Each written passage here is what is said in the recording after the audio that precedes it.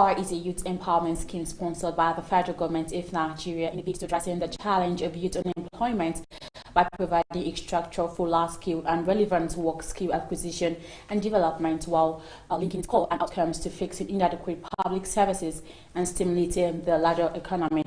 It is deemed to be a veritable tool for youth empowerment in Nigeria, as the nation is presently experiencing challenges of unemployment, insecurity, and high rates of poverty. One of the most efficient ways to empower the youth is through Empower program. As we discussed, the federal government is undertaking recruitment of batch C, beneficiaries of 300,000 youths for the scheme. Thanks for joining us today on TV and Business Daily. I am Chiwendu Osisiegu, and today we shall be discussing on the impact of the federal government Empower scheme on youth empowerment, national security. Let's take a quick break. We'll be back shortly.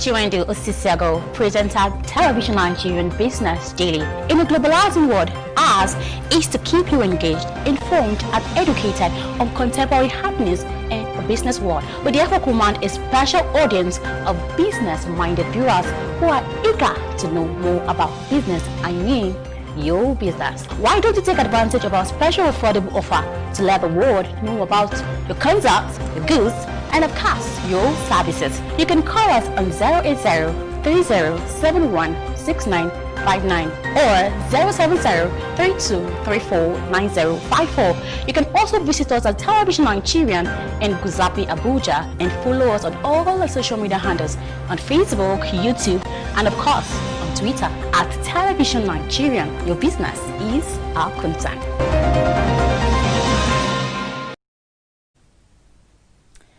Thanks for joining us again, and if you're just joining us, it's still TV and Business Daily. Like I stated earlier, we shall be discussing on the impact of the federal government Empower scheme on youth empowerment, national security, and of course the economy. Our guest today is Shamsuddin Abdurazak, I beg your pardon. He is a public speaker, a freelance journalist, and a personal development expert. Welcome to TV and Business. Thank you very much for having me. It's good to have you today. Yes. Okay, first and foremost, how well has this Empower scheme enhanced youth empowerment now in Nigeria? Talking about the Empower scheme, which kick-started in 2016, we'll actually look at some key indicators, some parameters. We look at the youth population in Nigeria. So we, as of that time when the federal government introduced the Empower scheme, we have youth unemployment rate to be at 20.6%. That's as of 2016. So, and as of that time, the federal government introduced that, and they had a batch of 300, then later on 200 in 2017, which makes it to be around 500,000 youths that are being engaged. And at that particular time, we have a youth population of close to 33 million youth population at that particular time. So it shows us that even when we have lots of youth population out there who are not gainfully employed, that particular scheme didn't actually catered for the youth empowerment. But all in all, it has actually been a very good one. At least it's actually a step in the right direction compared with what we have in previous administrations. So are you saying that with the scheme, the level of unemployment now in Nigeria has reduced drastically? No, we can actually say it has actually reduced drastically, but it is not from what we used to have. There've actually been a slight change from what we used to have. Okay. Because if we look at the youth unemployment and we look at the Empower scheme, it's just like when you rate it, you have close to like 33 million people, and then you have just about 500,000 people being engaged. Okay. So it tells you that we still have close to lots of people who are not actually been engaged by the federal government. Although some of them might actually be into the unskilled sector of the economy, that's the artisans and all that. So when we're actually looking at the youth empowerment, we look at those people that actually qualified to be youths. According to the UNFPA, we have the dependency ratio of any country is those people that are eligible and capable to work. Okay. And when you're looking at that, we are looking at people from the ages of 15 to the ages of 64. So when you now look at the Nigerian policy, youth policy, which was just updated last year, it's now categorized youths as people who fall between the ages of 18 to 29 years of age. So people beyond 30 years cannot actually apply for this Empower? No, Empower is actually above that. Once you are up to 35 years, you can apply for Empower. But then we're now looking at the youth empowerment as it relates to Empower. So it gets to tell you that we still have lots of issues that has to do with empowerment themselves. Okay. So because majority of people are not actually gainfully even empowered, even with the Empower program. Okay. A lot of people have been applying. As I said yesterday, I met a young man, he's just the age of 36 and he's unemployed. So he was asking if he can apply because he's 36 years old. And I was like, no, you cannot apply. Or can he apply? He can't. So it tells us that we still have a lot that has to do with that. Because we have issues even with Nigeria and the international community as regards who is a youth. So according to the national policy on youth, it is clearly stated that we have 18 to people that fall between the ages of 18 to 29 years of age. That's the people that fall to be youth. But according to the United Nations, you have somebody from the age of 15 to like 35 years of age. So that's the person that is being defined to be a youth. Okay. So anybody that falls outside that range might actually be maybe regarded as an adult, so to say. So he's old enough to fend for himself. Okay, thank you. You earlier said Empower started at 2016, yeah? Yes. Yeah, and it's supposed to be for like 2 years. Do you think the government should extend it a bit? Because 2 years is actually very small. After 2 years, what's the fate of people that actually got themselves involved in this Empower scheme? No, it's actually more of like a social investment program. So it's not like a lifetime thing.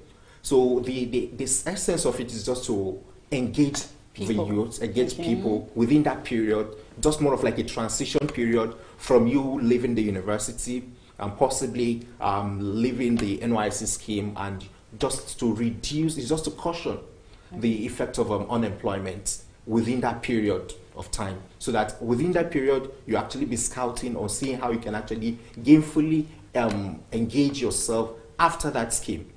Okay. So that's the essence of the scheme. It's not meant to be like a lifetime thing, kind of, because there is still employment going on in federal ministries. No, a lot of people are just complaining that the 2 years is actually small. So after the 2 years, so what would they do? Because sometimes the 30,000 naira is not actually enough. By the time they pay the bills, they pay NEPA bill, pay one particular bill, the money is finished. So when they say 2 years is actually very small to save from what they are getting from the Empower scheme. When you look at that, it's all about planning for yourself, because that's what I actually tell people. Any person that has signed up for my sessions, I do tell them that, look, personal development comes before community development, which means that you have to actually build up yourself. At the point in time, we always feel that, okay, the government should do this for us. We have this sense of entitlement that government needs to do this for us, the government needs to do that for us. Why not let us look at how do I actually better off myself? Okay, it's a good one that the government is actually bringing this scheme. What if the government didn't actually bring up the scheme? So how do we engage ourselves?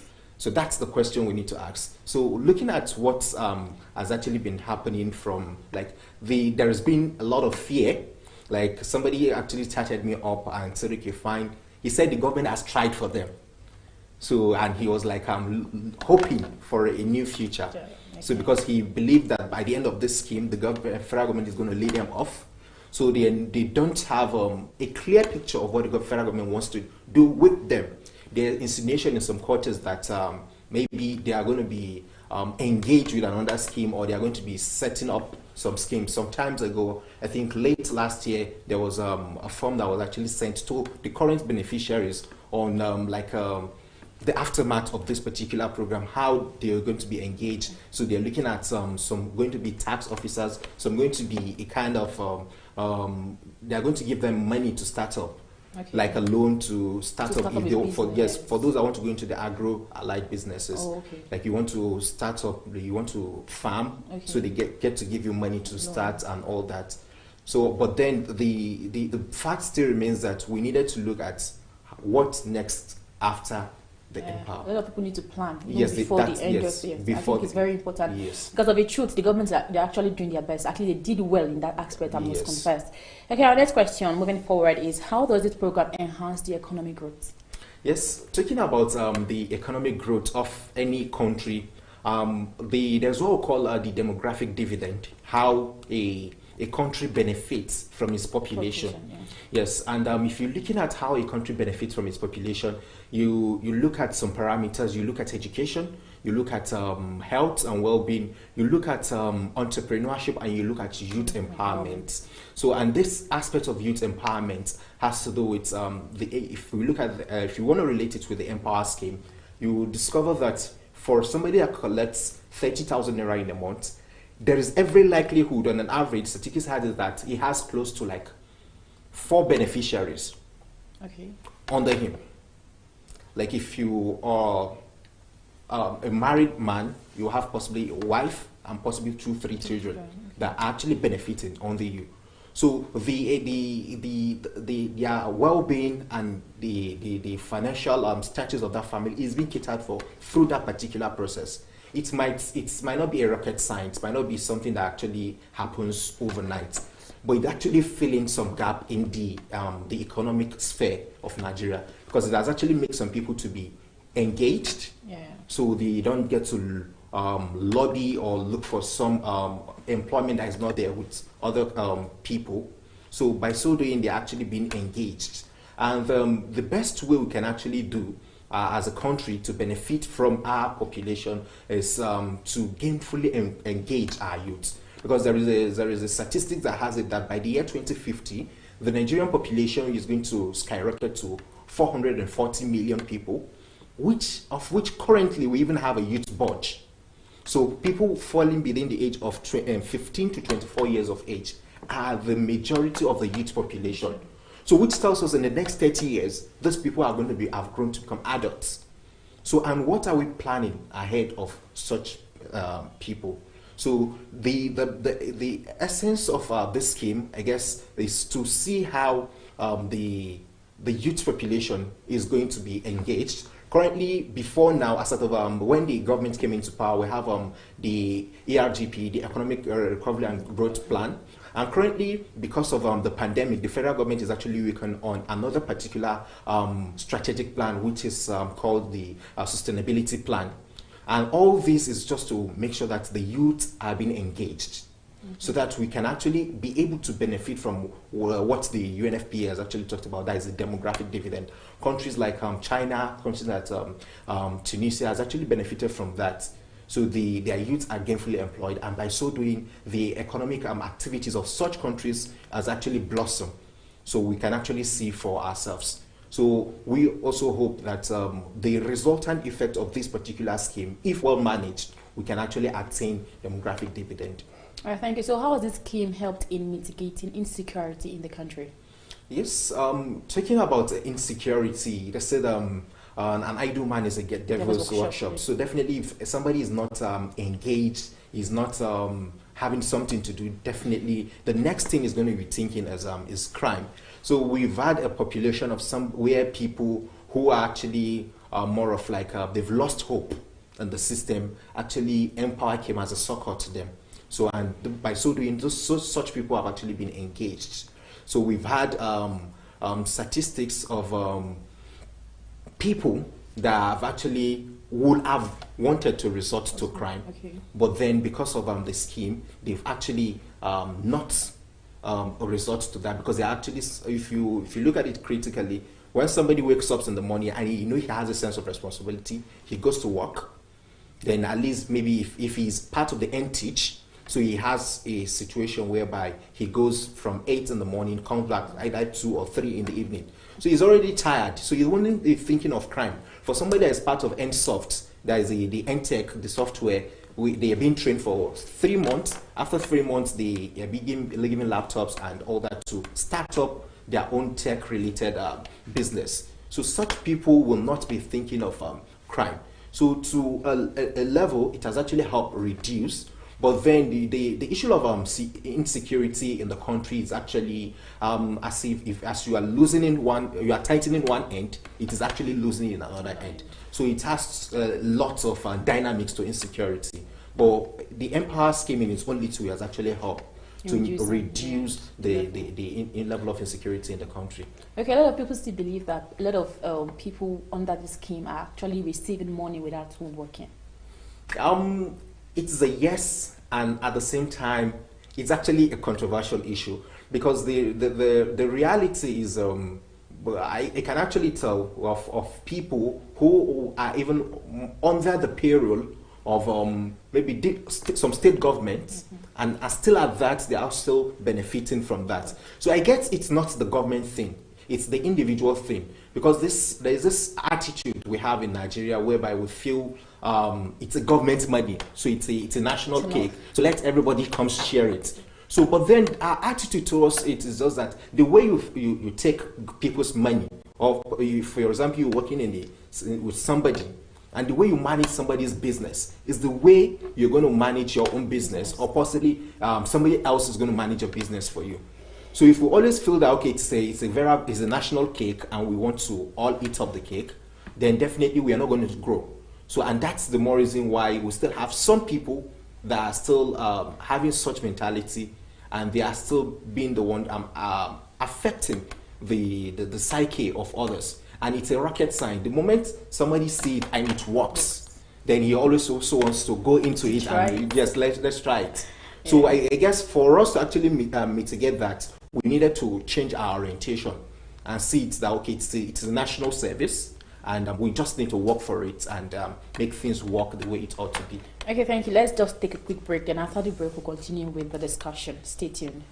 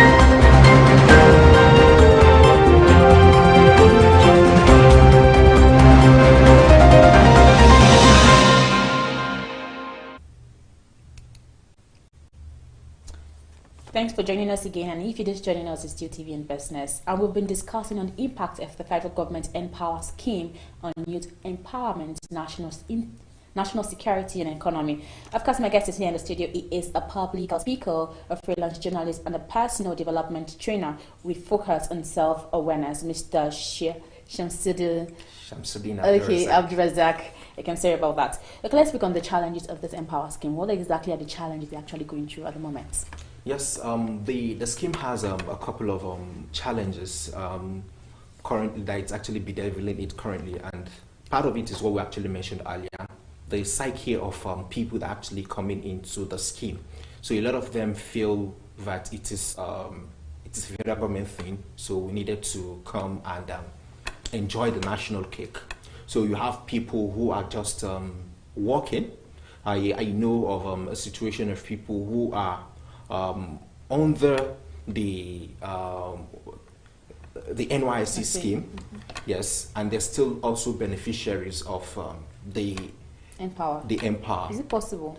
Yes, it is. Because I feel that one of the requirements for this Empower, you have to have your NYSC certificate afterwards. There are people that fall under NTIG, those that have the certificates. Yes, the NCE certificate. So such people that have actually maybe they already engaged in, or they've already had their NCE before proceeding to have their degree. So such people have already they already engaged themselves. Okay. So by 2 years into the scheme, they are already getting. So they get 2. There are some people that are actually under the payroll of some state governments, and still at that they have they're also benefiting from the scheme. Okay. So these are where we have racketeering of the scheme. Another issue that actually is bedeviling the scheme currently is the issue of in some states whereby even when the federal government insisted that it should be state of residence, not state of origin. But there are some local governments in this country whereby when even people from other local governments apply, people that are resident in that particular local government apply, they still tend to they tend to narrow it down to know who is who. You're not part from this, you're not part of this community, so you are not going to be a beneficiary of this scheme. So, and a whole lot of that. And currently there have been news around some political office holders trying to send forms out to their constituents to say, okay, fine, this is our own way of empowering you. So now it's more of like a double-faced thing. This is what the federal government as a whole. So irrespective of whether you're actually loyal to any political office holder or not, you're supposed to benefit from such. Or in a situation whereby you're actually using that more of like your own personal empowerment scheme. So it's actually not good enough. So some people are disenfranchised automatically from applying because they have this sense of, okay, I don't belong to any political party. I am not a member of I'm not loyal to any political office holder. So definitely, even if I apply, I might not have an experience of what they've actually had with government jobs, whereby there are some racketeerings at some point in time. So these are what these issues related to the scheme has actually been bedeviling the scheme has actually been facing over time. So, but I believe with concerted effort and with commitment from the part of the government, these can actually be eradicated over time. Okay, before we conclude, what do you think the government can actually do to improve this scheme? Yes, what the government can actually do is to try as much as possible to ensure more transparency in the system, transparency in the sense that there should be a kind of what we call the theory of change. That this person here, he was not gainfully employed before now. This is what he has been able to do during the scheme. And this is what we are planning for him after the scheme. So people get to know, okay, fine, if I'm going into this scheme, I don't need to know anybody. And this is what I'm going to be doing during the scheme. And this is what I'm going to be getting after the scheme. So a lot of people will actually work towards it and they will believe in the system. So the Nigerian populace, what they just needed is assurance. They needed the transparency thing. Okay, how does this thing work? Okay, this is how it works. So if I'm going to get this, what am I getting in return?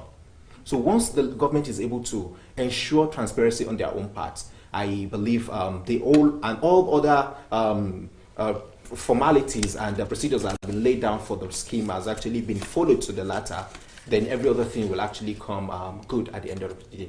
Okay, thank you. So what's your final thought, especially to those that are applying? Because a lot of people are actually applying this period.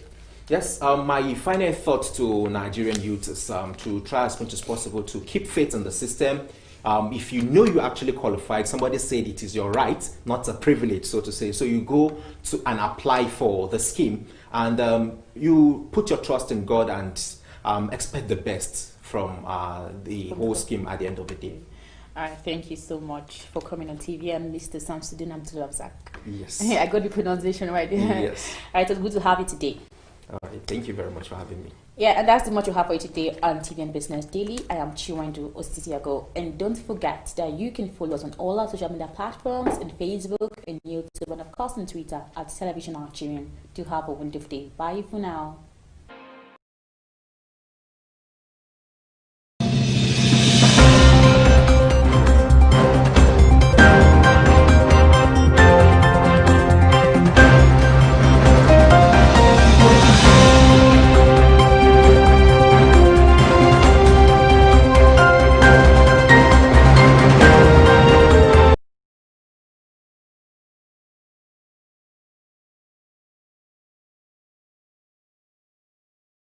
There are a lot of false information about the coronavirus. These are the facts. People of all ages can be affected by the coronavirus. However, older people and people with pre-existing medical conditions such as asthma, diabetes, heart diseases are more vulnerable to the disease. It is not for old people alone. Gargling salt and warm water or chewing garlic and ginger cannot prevent the virus. Drinking alcohol, hot lemon, palm oil or chloroquine will not kill the virus. The virus cannot be transmitted through mosquito bites. Antibiotics do not work against the viruses. Antibiotics work only against bacteria. Boiling pineapple peels, lime and ginger does not kill the virus. Putting raw onions in rooms will not ward off the virus. Using or spraying Dettol, special oils, and water all over your body cannot kill the virus. There is no scientific evidence that cooking, drinking, or eating any of these is an effective treatment for coronavirus.